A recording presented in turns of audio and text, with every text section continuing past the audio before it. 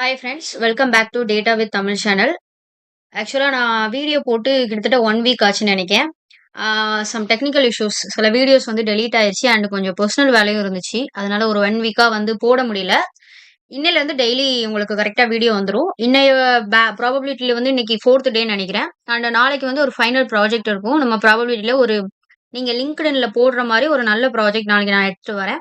அப்புறம் அதுக்கப்புறம் நம்ம ரொம்ப முக்கியமான டாபிக் டேட்டா அனலிஸ்ட் இல்ல. அந்த இது படிச்சீங்கன்னா, நீங்க டேட்டா அனலிஸ்ட், இன்ஜினியர்ன்னு எல்லா ஃபீல்டுக்கும், டேட்டா சம்மந்தப்பட்ட எல்லா ஃபீல்டுக்கும் எஸ்கியூஎல் வந்து ரொம்ப இம்பார்ட்டன்டான விஷயம். ஸோ நாள கழிச்சு ஐ மீன் வெட்னஸ்டேல இருந்து நம்ம வந்து எஸ்கியூஎல் ஸ்டார்ட் பண்ண போறோம். இப்போ இன்னைக்கு ஸ்டாட்டிஸ்டிக்ஸ், நாளைக்கு ஒரு ஸ்டாட்டிஸ்டிக்ஸ் ப்ராஜெக்ட். ஓகே. ஓகே, ஆரம்பிக்கலாம். இன்னைக்கு நம்ம 100 டேஸ் ஆஃப் டேட்டா அனலிட்டிக்ஸ் சீரிஸ்ல டே 17.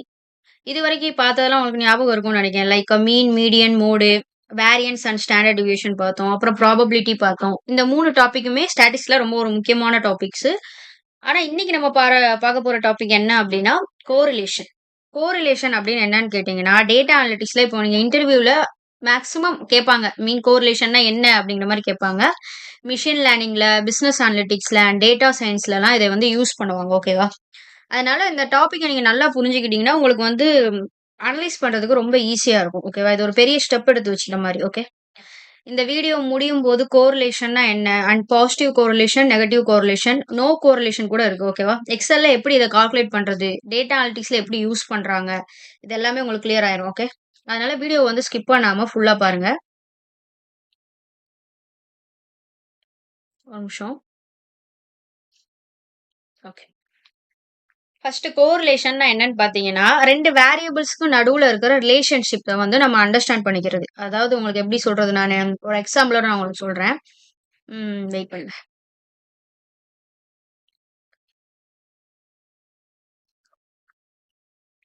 எதுக்காக கோரிலேஷன் நான் உங்களுக்கு ஆல்ரெடி சொல்லிட்டேன். டேட்டா அனலிட்டிக்ஸ்ல வந்து ரொம்ப முக்கியமான ஒரு மெட்ரிக் அண்ட் மிஷின் லேர்னிங்ல யூஸ் பண்ணுவாங்க. அண்ட் ப்ரெடிக்ஷனுக்கு யூஸ் ஆகும். பிசினஸ் டெசிஷன்ஸ்க்கு யூஸ் ஆகும். கஸ்டமர் அனலைசிஸ்க்கு யூஸ் ஆகும்.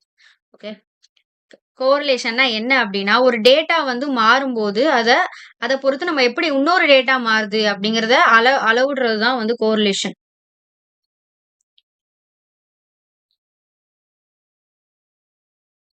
இப்போ உங்களுக்கு ஒரு சின்ன எக்ஸாம்பிளோட நான் சொல்றேன். எப்படின்னா, ஒரு கொஸ்டின் கேட்கிறேன். என்னன்னா, ஒரு ஸ்டூடண்ட் வந்து டெய்லி 1 ஹவர் படிக்கிறாங்க. இன்னொரு ஸ்டூடண்ட் வந்து டெய்லி 5 ஹார்ஸ் படிக்கிறாரு. ஓகேவா? இப்ப யாருக்கு அதிக மார்க்ஸ் வரும் அப்படின்னு கேட்டீங்கன்னா, கண்டிப்பா 5 ஹார்ஸ் படிச்ச ஸ்டூடண்ட்டுக்கு தான். அப்படி வரும்னு தான் எல்லாரும் சொல்லுவாங்க. ஏன்னு கேட்டீங்கன்னா, அவங்களுக்கு ஸ்டடி ஹார்ஸ் அதிகமாகும்போது நெறைய டாபிக்ஸ கவர் பண்ணுவாங்க. ஸோ மார்க்ஸும் அதிகமாகும். அதாவது அந்த 2 டேட்டாக்கும் ஒரு ரிலேஷன்ஷிப் இருக்கு. அதத்தான் வந்து நம்ம கோரிலேஷன்னு சொல்றோம். புரியுதா? இப்ப உங்களுக்கு ஒருத்தர் 1 ஹவர் படிச்சிருக்காரு. ஆ இன்னொருத்தர் 5 ஹார்ஸ் படிச்சிருக்காரு. யாருக்கு அதிகமா மார்க் வரும் அப்படின்னு கேட்கும்போது, நீங்க 5 ஹார்ஸ் படிச்சவருக்கு தான் அதிகமா மார்க் வரும் அப்படின்னு சொல்லல. அப்ப அந்த ஸ்டடி ஹவர்ஸுக்கும் அந்த மார்க்குக்கும் ஒரு ரிலேஷன்ஷிப் இருக்கு.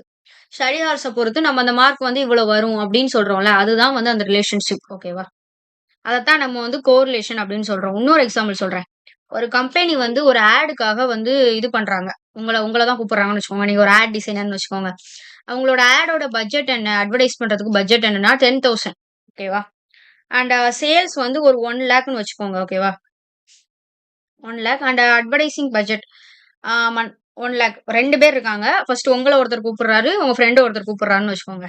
உங்களுக்கு கூப்பிட்டவர் வந்து அவரோட சேல்ஸ் வந்து 1,00,000 1,00,000 அவரோட சேல்ஸ் அண்ட் உங்க ஃப்ரெண்ட கூப்பிட்டவங்களுக்கு வந்து சேல்ஸ் வந்து எவ்வளோன்னா 15,00,000.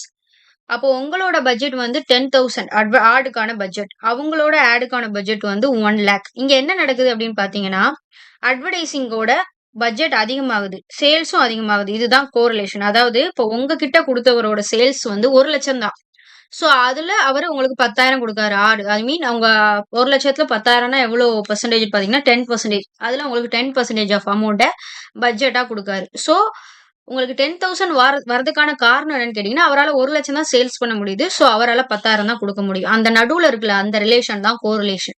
அதே மாரி இன்னொருத்தரு 15,00,000 அவருக்கு. ஸோ, அவர் 1,00,000 குடுக்கலாம். ஏன்னா, அவர் 15,00,000 சேல்ஸ் பண்றவரு. 1,00,000ங்கிறது அவருக்கு ஒரு லைக் 10% கூட இல்ல. அத விட கம்மி தான். ஓகேவா? ஸோ, அதுதான் வந்து கோரிலேஷன். டேட்டா அனலிஸ்ட்டா நீங்க இருக்கும்போது, இதோட வேலை என்னன்னு கேட்டீங்கன்னா, ஒரு 2 டேட்டாக்கு உண்மையாவே வந்து அ ரிலேஷன்ஷிப் இருக்கா? அப்படிங்கிறத கண்டுபிடிக்கிறது தான் ரொம்ப முக்கியம். ஓகேவா? சிம்பிளா நான் உங்களுக்கு சொல்றேன். கோரிலேஷன்னா என்ன அப்படின்னு கேட்டீங்கன்னா, ஒரு வேரியபிள் மாறும்போது, இன்னொரு வேரியபிளும் மாறுச்சுன்னா, எப்படி மாறுது? ஏன் மாறுது? அப்படின்னு நம்ம கண்டுபிடிக்கிறது தான் கோரிலேஷன். ஒரு வேரியபிள் மாறும்போது, இன்னொரு வேரியபிளும் மாறுது. அது ஏன் மாறுது? எப்படி மாறுது? அப்படின்னு கண்டுபிடிக்கிறது தான் கோரிலேஷன். ஓகேவா? ஓகே. அடுத்து வாங்க. ரியல் லைஃப் எக்ஸாம்பிள் ஒண்ணு. ஓகேவா? என்னன்னா, இப்போ டெய்லி லைஃப்ல ஒரு எக்ஸாம்பிள் நம்ம நெறைய பண்ணலாம். அதுல ஏதாவது ஒண்ணு நான் உங்களுக்கு சொல்றேன். இதே சொல்றேன். ஓகேவா? என்னன்னா, ஸ்கூல் டேஸ் வச்சுக்கோங்க. ஒரு ஸ்டூடண்ட் டெய்லி 1 ஹவர் படிக்கிறாரு. அதே ஃபர்ஸ்ட்டு நான் சொன்னேன்ல அதே தான் ஓகேவா? இந்த கிராஃப்க்காக சொல்றேன். டெய்லி ஒரு ஸ்டூடண்ட் வந்து 1 ஹவர் நீங்க தான் வச்சுக்கோங்க. 1 ஹவர் படிக்கிறீங்க டெய்லி. மார்க்ஸ் வந்து உங்களுக்கு எவ்வளோ வருதுன்னா 45 வருது. உங்க ஃப்ரெண்ட் ஒருத்தர் இருக்காரு டாப்பர். ஓகேவா? 3 ஹார்ஸ் படிக்கிறாரு. அவரோட மார்க் வந்து 70. இன்னொரு ஃப்ரெண்ட் இருக்காரு ரொம்ப ரொம்ப டாப்பர். ஓகேவா? அவர் வந்து 5 ஹார்ஸ் படிக்காரு. மார்க்ஸ் வந்து 90. இந்த டேட்டா பார்த்தோனே உங்களுக்கு ஒரு விஷயம் புரியணும். என்ன விஷயம் அப்டின்னா, அவங்க ஸ்டடி ஹவர்ஸ பொறுத்து அவங்க மார்க்கும் அதிகமாகுது. புரியுதா உங்களுக்கு? இப்ப அந்த கிராஃப்ல நீங்க ஃபிளாட் பண்ண ஒரு அப்வர்ட் ட்ரெண்ட் வரும் பார்த்தீங்களா? இங்க ஆரம்பிக்குது. அது அப்படியே மேலேயே தான் போகுதே தவிர குறையல. உங்களுக்கு புரியுதா? ஸ்டடி ஹவர்ஸ் குறையும்போது மார்க்ஸும் இவ்வளவுதான் இருக்கு. இதான் ஸ்டடி 10ன்னு வச்சுக்கோங்க. மார்க்ஸ் இங்க ஒரு 10 இருக்கு அவ்வளவுதான். மார்க்ஸும் இந்தா இருக்கு. இதே அளவு ஸ்டடி ஹவர்ஸ்னா கொஞ்சம் மார்க்ஸ் ஏறுது. இன்னும் கொஞ்சம் ஸ்டடி ஹவர்ஸ் கூடுனா இன்னும் கொஞ்சம் மார்க்ஸ் ஏறுது. நம்ம எவ்வளோ ஹவர்ஸ் எடுத்து படிக்கிறோமோ, அவ்வளோ மார்க்ஸ் வந்து கூடும் அப்படின்னு சொல்றது. அப்ப அந்த ஸ்டடி ஹவர்ஸ்க்கும் மார்க்ஸ்க்கும் இருக்கிற ஒரு ரிலேஷன் தான் வந்து கோரிலேஷன். இன்னொரு விஷயம் என்னன்னா, இதே மாரி எல்லா டைமும் இருக்கும் அப்படின்னு கேட்டீங்கன்னா, இருக்காது. இன்னொரு எக்ஸாம்பிள் நான் உங்களுக்கு சொல்றேன். ஒரு ப்ராடக்ட்டோட பிரைஸ் வந்து ரூ. 100 சரியா? அதோட டிமாண்ட் வந்து ரூ. 1000 வருதுன்னு வச்சுக்கோங்க. பிரைஸ் வந்து ஃபர்ஸ்ட் ப்ராடக்ட்டோட பிரைஸ் வந்து ரூ. 100 அதோட டிமாண்ட் ரூ. 1000 அடுத்த ப்ராடக்ட்டோட பிரைஸ் வந்து ரூ. 300 அதோட டிமாண்ட் ரூ. 500 இப்போ பிரைஸ் வந்து இப்போ ஃபர்ஸ்ட்ட விட செகண்டுக்கு பிரைஸ் இன்கிரீஸ் ஆகுது. ஆனா டிமாண்ட் குறையுது. ஏன் அப்படின்னு கேட்டீங்கன்னா, இது பேர் தான் நெகட்டிவ் கோரிலேஷன். இத நான் வந்து உங்களுக்கு டீடைல்டா பின்னாடி எக்ஸ்பிளைன் பண்றேன். கோரிலேஷன்ல 2 டைப் இருக்கு. Negative and positive. ஓகே. இப்போ பாசிட்டிவ் கோரிலேஷன் பார்க்க போறோம். பாசிட்டிவ்னாலே என்ன அப்படின்னு கேட்டீங்கன்னா, ஒரு வேல்யூ வந்து இன்கிரீஸ் ஆனா, இன்னொரு வேல்யூவும் கூடயே சேர்ந்து இன்கிரீஸ் ஆகும். இப்போ நீங்களே இருக்கீங்க. நீங்களும் இன்னொரு உங்களோட ரொம்ப க்ளோஸ் ஃப்ரெண்டும் ரொம்ப க்ளோஸா இருக்கீங்கன்னு வச்சுக்கோங்களேன். நீங்க பாசிட்டிவா இருந்தீங்கன்னா, அவங்களுக்கு ஏதாவது சோகம், கஷ்டம் அப்படின்னா, நீங்க பாசிட்டிவா இருந்தீங்கன்னா, அவங்களும் பாசிட்டிவா இருப்பாங்க. ஏன்னா, அவங்க நம்ம ஃப்ரெண்டு, நம்ம அவங்க கூட தான் இருக்கோம். ஸோ, அவங்க நம்ம கூட பாசிட்டிவா இருந்தாங்க அப்படின்னா, அவங்களோட பாசிட்டிவ் வைப் வந்து நமக்கு தன்னால வந்துரும். ஸோ, அந்த மாரி தான். ஒரு வேல்யூ இன்கிரீஸ் ஆனா, இன்னொரு வேல்யூ வந்து கூட சேர்ந்து இன்கிரீஸ் ஆகும். இப்ப எக்ஸாம்பிளுக்கு ஆ ஒரு 2 இப்ப நீங்க ஹெச்ஆரா இருக்கீங்க. 2 கேண்டிடேட் உங்கட்ட வராங்க. ஒருத்தரோட எக்ஸ்பீரியன்ஸ் வந்து 1 இயர். ஒருத்தரோட எக்ஸ்பீரியன்ஸ் 1 இயர். இன்னொருத்தரோட எக்ஸ்பீரியன்ஸ் வந்து 3 இயர்ஸ். 1 இயர் எக்ஸ்பீரியன்ஸ் இருக்கார்ல, அவரோட சேலரி எவ்வளோன்னு பார்த்தீங்கன்னா 20,000. 3 இயர் எக்ஸ்பீரியன்ஸ் உள்ளவருக்கு 35,000 ஓகேவா? இன்னொருத்தரும் எடுத்துக்கலாம் ஓகேவா? இன்னும் 2 பேர் எடுத்துக்குவோம்.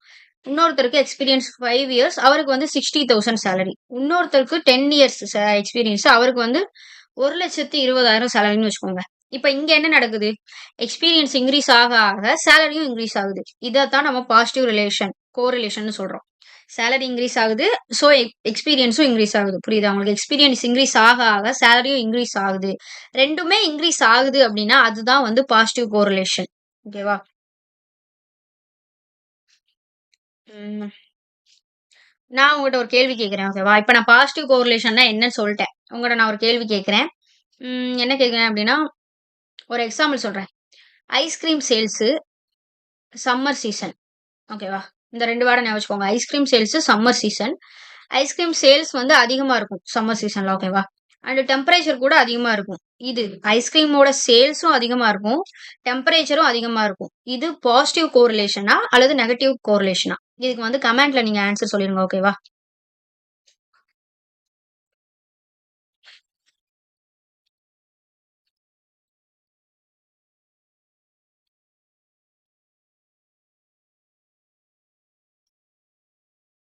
ஓகே. அடுத்து வந்து நம்ம பார்க்க போறது நெகட்டிவ் கோரிலேஷன்.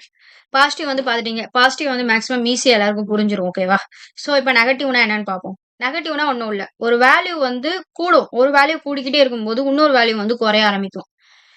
உங்களுக்கு என்ன சொல்லலாம் அப்படின்னு வச்சுக்கோங்களேன். இப்ப நீங்க ஒரு கம்பெனில ஃப்ரெஷரா ஜாயின் பண்றீங்க அப்படின்னா, ஃபர்ஸ்ட் உங்களுக்கு சேலரி கம்மியா இருக்கும். வேலை கம்மியா இருக்கும். உங்களுக்கு வந்து சம்பளம் கூட கூட ஐ மீன் சம்பளம் கூட கூட ஆ ஸ்ட்ரெஸ் வந்து அதிகமாகும். ஹாப்பினஸ் வந்து குறையும். சம்பளம் கூடும்போது ஹாப்பினஸ் குறையும்னு வச்சுக்கோங்க. பொறுப்புகள் கூடும்போது ஹாப்பினஸ் குறையும். அந்த மாரி ஓகேவா? வேரியபிள்ஸ் என்ன ஆகும்னா, ஆப்போசிட் டைரக்ஷன்ல மூவ் ஆகும்போது, ஒண்ணு இன்கிரீஸ் ஆனா, ஒண்ணு டிக்ரீஸ் ஆகும். அதுதான் வந்து நெகட்டிவ் கோரிலேஷன். இப்போ வந்து நான் உங்களுக்கு எக்ஸாம்பிள் ஒண்ணு சொல்றேன் ஓகேவா? நம்ம வீட்ல ஃபேன் இருக்கும்ல. இப்ப நீங்க ஃபேன் போட்டிருப்பீங்க வீட்ல. அதோட ஸ்பீட வச்சுக்கலாம் ஓகேவா? ஃபேன் ஸ்பீடு வந்து அதிகரிக்கும்போது என்ன ஆகும்? ரூமோட டெம்பரேச்சர் குறையும். ரூம் நல்லா ஹீட்டா இருக்கு ஓகேவா? ரொம்ப ஹீட்டா இருக்கு, இல்ல வெக்கையா இருக்குன்னு வச்சுக்கோங்க. நீங்க ஃபேன வந்து போடுறீங்க. ஃபேன வந்து ஃபர்ஸ்ட் 1ல வைக்கிறீங்க, 2ல வைக்கிறீங்க, 3ல வைக்கிறீங்க. 1ல வைக்கும்போது இன்னும் கொஞ்சம் வெக்கையா இருக்கும். ஐ மீன் அது இருக்கிற வெக்க அப்படியே இருக்கும். 2ல வைக்கும்போது கொஞ்சம் வெக்க போன மாரி இருக்கும். 5ல வச்சுட்டீங்கன்னா, கம்ப்ளீட்டா கொஞ்ச நேரத்துல வெக்க போயிரும். ஸோ இதுலருந்து உங்களுக்கு என்ன தெரியுது? ஃபேன் ஸ்பீட் அதிகரிக்கும்போது, ரூமோட டெம்பரேச்சர் குறையுது. இப்போ அதாவது ஃபேன் ஸ்பீடு வந்து மேல, டெம்பரேச்சர் வந்து அப் டவுன். ஓகேவா?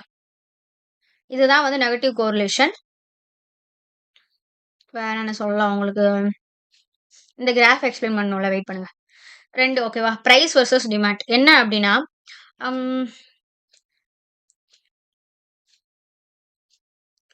ஒரு கடையில ஒரு ப்ராடக்ட் இருக்கு. எந்த ப்ராடக்ட் சொல்லலாம்? ஒரு ஹெட்ஃபோன் வச்சுக்கோங்க. ஒரு ஹெட்ஃபோன் வந்து ரூ. 100க்கு விக்கிறாங்க. டிமாண்ட் வந்து 1000 பேர் இருக்காங்க. இப்ப நம்ம ஊர்லயே இருக்கோமே, ரூ. 100க்கு ஒரு நல்ல ஹெட்ஃபோன் கிடைக்குதுன்னா, நம்ம போய் வாங்க மாட்டோமா? ஸோ ரூ. 100 ப்ராடக்ட்டுக்கு டிமாண்ட் வந்து 1000 பேர் இருக்காங்க. அடுத்து ரூ. 200க்கு ஒரு ஹெட்ஃபோன் இருக்கு. கொஞ்சம் ஓரளவு வாங்கணும்னு நினைக்கிறவங்க அத வாங்குவாங்க. அதுல ஒரு 700 பேர் வெயிட் பண்றாங்க டிமாண்ட்க்கு ஓகேவா?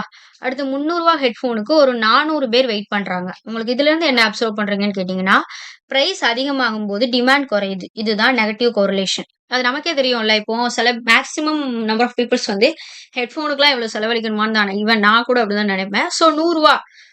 100 ஹெட்ஃபோன் வந்து நெறைய பேருக்கு டிமாண்ட் வந்து கூட தான் செய்யும். இப்ப இந்த கிராஃப் பார்த்தீங்கன்னா, அப்படியே ஆப்போசிட்டா இருக்கு. பிரைஸ் குறையும்போது பிரைஸ் அதிகமா இருக்கு. உங்களுக்கு தெரியுதா? பிரைஸ் அதிகமா இருக்கும்போது டிமாண்ட் குறையுது. பிரைஸ் கம்மியா இங்க 10 இருக்குன்னு வச்சுக்கோங்க. டிமாண்ட் கூட இருக்கு. ஸோ இதுதான் வந்து நெகட்டிவ் கோரிலேஷன்.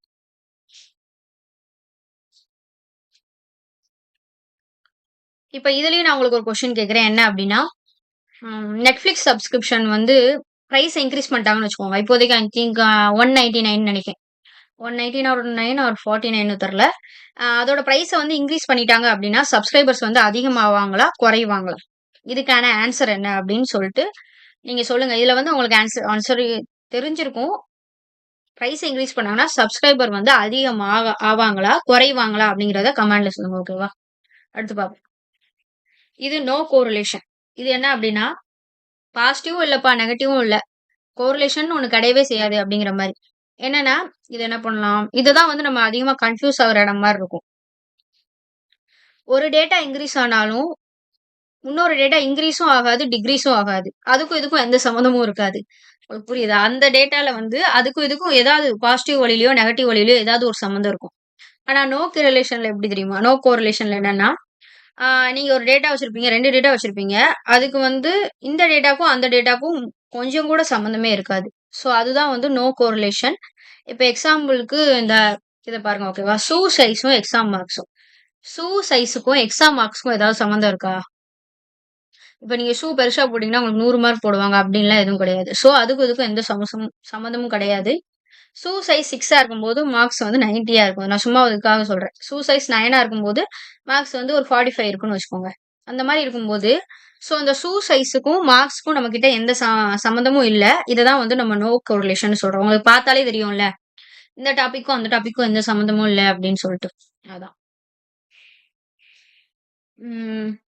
அது எப்படி சொல்றது உங்களுக்கு இன்னும்? ஒரு ஃபேவரைட் கலர் ஒருத்தரோட ஃபேவரைட் கலருக்கும், அவரோட சேலரிக்கும் ஏதாவது சம்மந்தம் இருக்குமா? இருக்காது. அதே மாரி தான், இந்த நோ கோரிலேஷன வந்து நம்ம சொல்றோம்.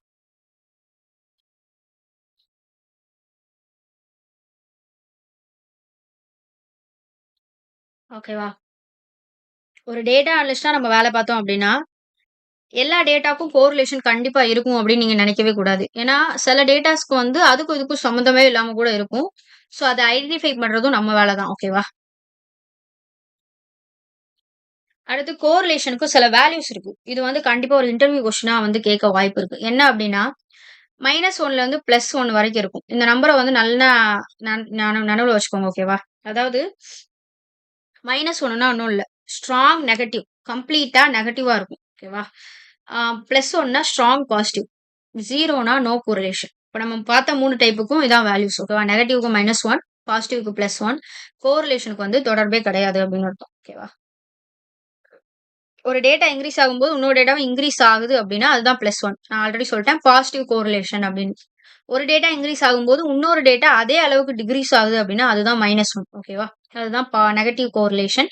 அண்ட் 0ங்கிறது நோ கோரிலேஷன். ஓகேவா? நீங்க ஒரு ஈஸியா ஞாபகம் வச்சுக்கோங்க. பாசிட்டிவ்னா +1, நெகட்டிவ்னா -1, ரிலேஷன்ஷிப்பே இல்லன்னா 0. ஓகேவா?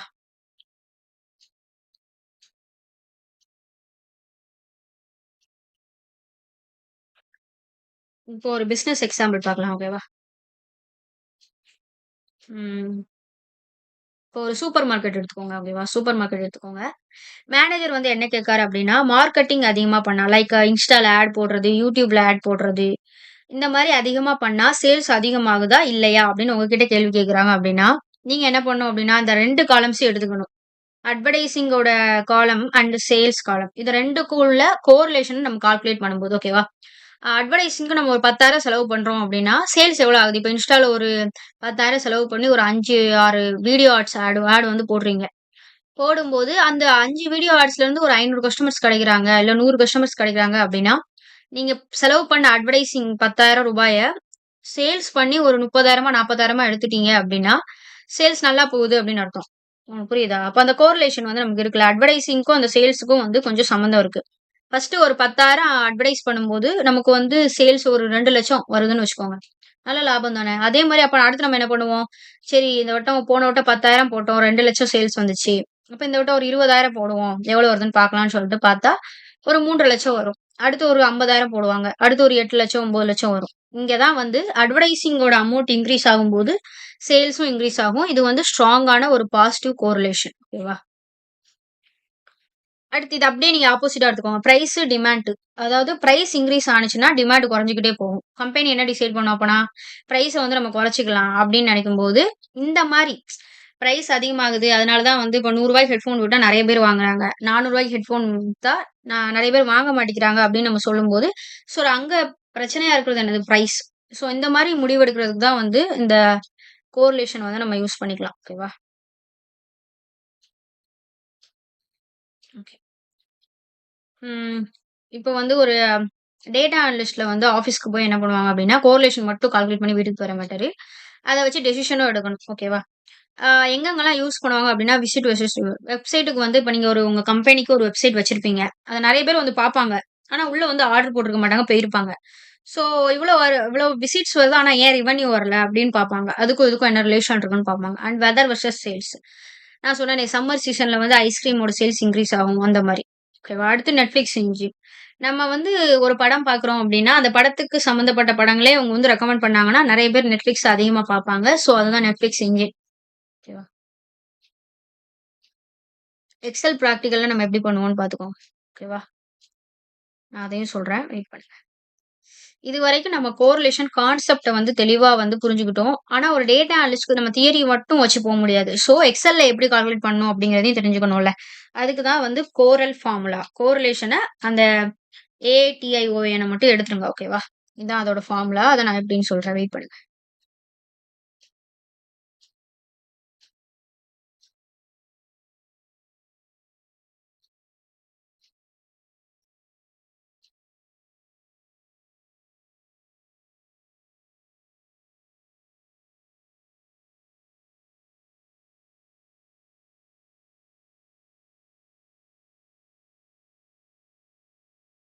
இது ஒண்ணும் இல்ல. கோரிலேஷன் அத வந்து உங்களுக்கு நாளைக்கு நான் ப்ராஜெக்ட்ல பண்ணி காட்டுறேன். ஓகேவா? இப்போ இது வந்து ரொம்ப சின்ன டாபிக். இதுக்காக நம்ம வந்து எக்ஸெல் ஓப்பன் பண்ண வேண்டாம்னு நெனைக்கிறேன். ஈஸி தான். ஓகேவா? கோரிலேஷன்னா ஒண்ணும் இல்ல. கோரிலேஷன்னு போட்டுக்கோங்க. ஈக்குவல் டூ போட்டு அரே 1ன்னா எந்த காலமோ இப்போ எப்படி சொல்றது உங்களுக்கு? அரேன்னா A2ல இருந்து A7 வரைக்கும். ஹெட்டிங்க விட்டுருங்க. A2ல இருந்து A7 நம்ம 7 டேட்டாஸ் இருக்கு அப்படின்னா A7 வரைக்கும். அதான் ஃபர்ஸ்ட் அரே. அடுத்து B1ல இருந்து B7 வரைக்கும். அது செகண்ட் அரே. அவ்வளோதான். அதோட கோரிலேஷன் பார்க்கறது தான் இது. ஓகேவா? முக்கியமான ஒரு விஷயம் என்ன இருக்குன்னா, ஆ கோரிலேஷன் நமக்கு அதிகமா வந்துருச்சு அப்படின்னா, ரிலேஷன்ஷிப் வந்து நல்லா ஸ்ட்ராங்கா இருக்குன்னு அர்த்தம். 0க்கு பக்கத்துல வந்துருச்சு அப்படின்னா, ரொம்ப வீக்கா இருக்குன்னு அர்த்தம். ஓகேவா? ஓகே. அடுத்து வந்து இன்டர்வியூல என்னென்ன கேட்பாங்க அப்படின்னா, வாட் இஸ் கோரிலேஷன்? நான் உங்களுக்கு ஆல்ரெடி சொல்லிட்டேன். What is positive and negative? அதையும் நான் சொல்லிட்டேன். அதுக்கு உதாரணமும் நான் உங்களுக்கு சொல்லியிருக்கேன். பார்த்துக்கோங்க. And difference between correlation and causation. கோரிலேஷன்னா உங்களுக்கு தெரியும். காசேஷன்னா என்னன்னு தெரியாதுல்ல. ஸோ அத நான் சொல்றேன். கோரிலேஷன்ஸ்னா எப்படின்னா, ரிலேஷன்ஷிப் மட்டும் போதும். ஆனா காசேஷன் வந்து அப்படி கிடையாது. அதுக்கு ரீசனும் நம்ம சொல்லணும். அதாவது எக்ஸாம்பிளுக்கு ஒரு சம்மர் சீசன்ல ஐஸ்கிரீம் சேல்ஸ் அதிகமாகுதுன்னு சொல்லிட்டோம். ஆ அது கூடயே சேர்த்து ஸ்விம்மிங் பூலோட விசிட்ஸும் அதிகமாகுது அப்படின்னு சொல்லும்போது, இந்த 2க்குமே 2 டேட்டாக்குமே நமக்கு வந்து கோரிலேஷன் இருக்கு. ஓகேவா? சம்மர் சீசன்ல ஐஸ்கிரீம் சேல் ஆகுது.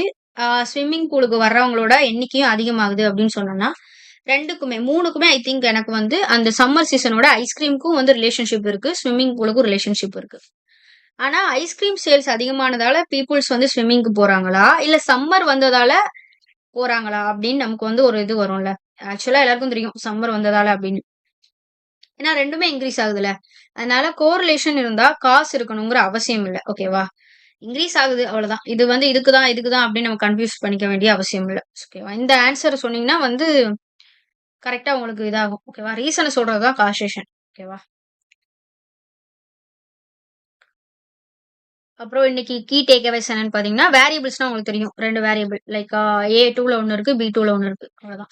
2 வேல்யூவ தான் நம்ம வேரியபிள்ஸ்ன்னு சொல்றோம். அது கூட இருக்க தொடர்பு.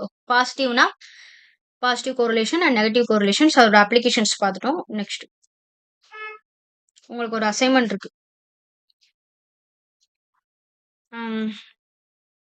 ஸ்டூடண்ட் ஸ்டடி ஹவர்ஸ் வெர்சஸ் மார்க்ஸ்னு வச்சுக்கலாமா? Okay. Student study hours versus marks. இத வந்து நீங்க ஒரு ஃபார்முலா நீங்களா ஒரு மார்க் போட்டு ஹவர்ஸ் போட்டுக்கோங்க. ஒரு மார்க்ஸ் போட்டுக்கோங்க. ஃபர்ஸ்ட் மேல ஹெட்டிங்ல வந்து ஸ்டடி ஹவர்ஸ் மார்க்ஸ் போட்டு 1 ஹவர்னா ஒரு 40 மார்க், 2 ஹவர்ஸ்னா ஒரு 50 மார்க், 3 ஹவர்ஸ்னா ஒரு 60 அண்ட் 4 ஹவர்ஸ்னா ஒரு 70 அந்த மாரி ஒரு 7 டேட்டாஸ் வச்சுக்கோங்க. அதுல ஈக்குவல் டு போட்டு கோரிலேஷன் போட்டு A2ல இருந்து A7 அடுத்து B2ல இருந்து B7 அதுக்கு கோரிலேஷன் வேல்யூ என்ன வருது அப்படின்னு சொல்லுங்க. எதுக்கு வந்து ஆக்சுவலா நீங்க கண்டுபிடிக்கும் போது லைக் 0.99 -0.99 வரலாம். 0.99 வரலாம். 0 கூட வரலாம். அது எதுக்கு பக்கத்துல இப்ப 0.99 வந்துச்சுன்னா அது என்ன? நம்ம பிளஸ் 1 எடுத்துக்கலாம். ஏன்னா மைனஸ்ல போகல 0.99 கிட்டத்தட்ட 1 ஓகேவா? அப்படி நம்ம எடுத்துக்கலாம். இந்த மாரி வந்து இன்டர்பிரட் பண்ணி சொல்லுங்க ஓகேவா? அவ்வளவுதான். ஆ இதோட முடிஞ்சுச்சு. ஆக்சுவலா இன்னைக்கு கோரிலேஷனோட கான்செப்ட் முடிஞ்சுச்சு. நாளைக்கு என்ன அப்படின்னா, ஸ்டாட்டிஸ்டிக்ஸ்ல ஒரு எக்ஸெல் ப்ராஜெக்ட். ரொம்ப முக்கியமான டே. இன்னைக்கு 4 இதுலயும் நீங்க தியரி மட்டும் தான் பார்த்திருப்பீங்க. எனக்கு தெரிஞ்சு எக்ஸலே நம்ம கவர் பண்ணியிருக்க மாட்டோம். ஏன்னா ஈஸியான ஃபார்முலாஸ் அப்படிங்கிறனால ஓகேவா? இந்த எல்லா ஃபார்முலாஸையும் நாளைக்கு உங்களுக்கு நான் வந்து பிராக்டிகலா சொல்லிடுறேன். ஆ நாளைக்கு தியரியே இருக்காது. ஓகே. ஃபுல்லா உங்களுக்கு எக்ஸல் தான் இருக்கும்.